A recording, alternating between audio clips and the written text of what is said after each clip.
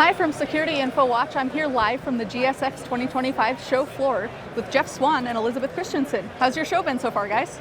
It's been a good day.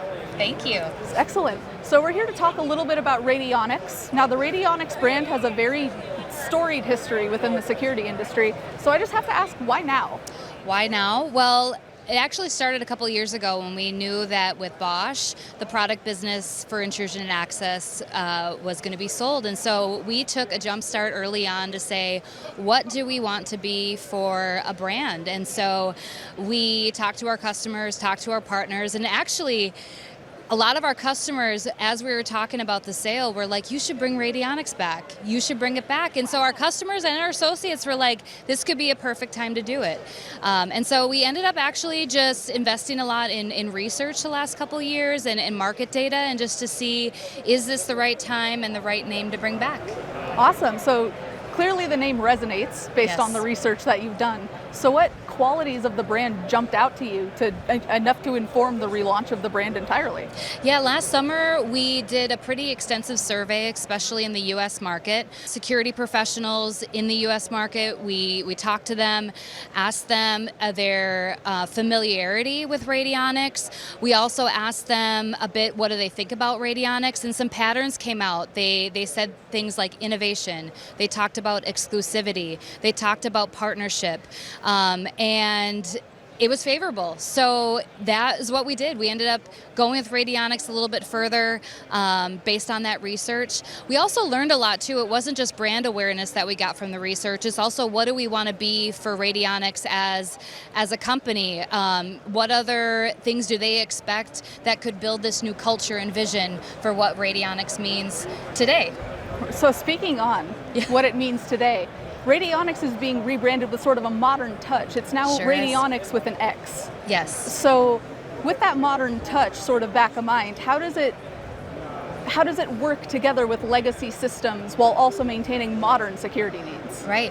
Well, one thing we learned from our research too is that those that have been in the industry, the security industry, for a period of time, they knew Radionix. So we didn't really have to talk much about the legacy and the history with them. But we're on a shift where it's a next generation of security professionals coming into the market, and we want to talk to them. So you'll see with our marketing, it's bold color palettes, new creative way of spelling Radionix, new way of talking to customers, because we're really thinking future forward and talking to those new security professionals that have never heard of Radionix or our panels. We want to talk to them. We're really thinking future forward, less legacy. The legacy's there, people know about it, but we're now really thinking future forward with Radionix. That's awesome. And yeah, we launched a new website, Radionix.com, so check it out there, and we got a new LinkedIn channel, so really just trying to bring more awareness to those that may not be familiar with it. So I've heard tell of kind of an exclusive dealer program as well. So what kind of opportunities do partners have in terms of support, in terms of collaboration? Yeah, so the new dealer program, we feel like the dealer program is just as equally important as our product portfolio. If you have great products but you're not easy to do business with, or your support's not good, your training's not good, and we do have good marks on those categories, but what fundamentally we want to look at the entire life cycle, from ideation to concept to building the product, having some potential demos and early looks at products with our customers. And then of course after we launch the product, then you still have to train on it, you still have to technically support it.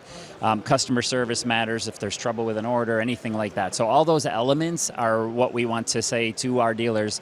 How are we doing? Where can we be better? And give us some ideas, give us some thoughts about how we could improve in certain areas of our business, not just the products. We always know we have great products, but we need to be better, we think, at making it easier to do business with us. So the G series is going to be the first product to go under this sort of brand umbrella here.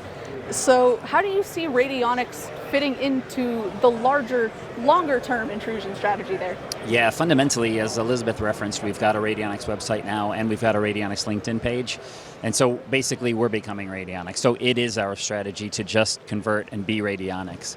I think you'll also see that in some customer-facing products already. We're just about to launch the Remote Security Manager, the Radionix Remote Security Manager. It has the new color scheme, as Elizabeth was referencing. It's a different product. It's a I think, a very significant step up from our previous end user app. And also you'll see things like Radionix labeled products, so keypads that show Radionix. So end users will see Radionix. Our dealers are offering Radionix. The end user should expect to see Radionix on the product. And so that will all happen. We've got actually plans to have most products converted by the end of the year, the ones that are customer facing, and we'll continue that process on over time and eventually get to the whole portfolio. But yeah, Radionix is who we are, and that's who we're going to become. Excellent. Well, thank you both for taking the time to share with us at SIW the future of the brand. It's been great talking to both of you. Thank you. Thank you so much. Appreciate it. Have a great rest of your show. Thanks, you too.